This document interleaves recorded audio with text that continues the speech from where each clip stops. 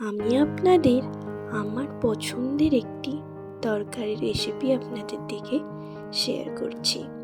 এই তরকারিটি আমার খেতে খুব ভালো লাগে।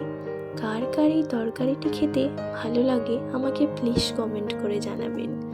আমি এখানে আলু, টমেটো আর কাঁচা লঙ্কা কেটে রেখেছিলাম। তারপর আলুগুলোকে প্রেসার কুকারে সেদ্ধ করে নিলাম। ওই 2 থেকে 3টি সিটি দিলেই হয়ে যাবে। আমি এখানে 2টো দিয়েছিলাম, আপনারা আপনাদের মতো দিতে পারেন। তো এখানে কড়াইয়ে তেল গরম করে নিয়ে কাঁচা লঙ্কা দিয়ে দিলাম। কাঁচা লঙ্কা দেওয়ার পর এখানে কালো জিরে আর সাদা জিরে আমি দুটোই ব্যবহার করেছি।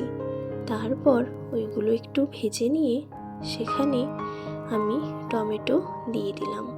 টমেটোতে একটু নুন দিয়ে দিয়েছি যাতে একটু তাড়াতাড়ি সেদ্ধ হয়ে যায়। তারপরে সেদ্ধ হয়ে গেলে সামান্য আমি একটু হলুদ গুঁড়ো অ্যাড করেছি।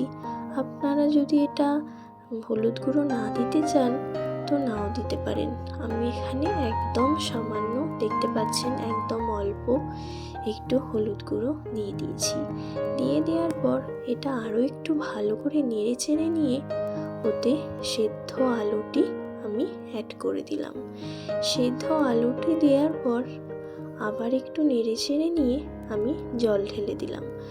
জল ঢেলে একটু ফুটিয়ে নিলেই রেডি সাদা আলুর তরকারি। এই তরকারিটি খুবই অল্প সময়ে তৈরি হয়ে যায়, কিন্তু খেতে হয় দুর্দান্ত। আমার তো খুবই ভালো লাগে, বিশেষ করে এটা লুচি দিয়ে খেতে বেশ ভালো লাগে। এটার নাম সাদা আলুর তরকারি, তাই ওটা হলুদ না দিলেও চলে, কিন্তু আমি একদম অল্প, দেখতে পাচ্ছেন ওটাতে আমি হলুদ অ্যাড করেছি। এই তরকারিটি খেতে আমার তো বেশ ভালো লাগে। আপনাদের কার কার ভালো লাগে অবশ্যই আমাকে কমেন্ট করে জানাবেন।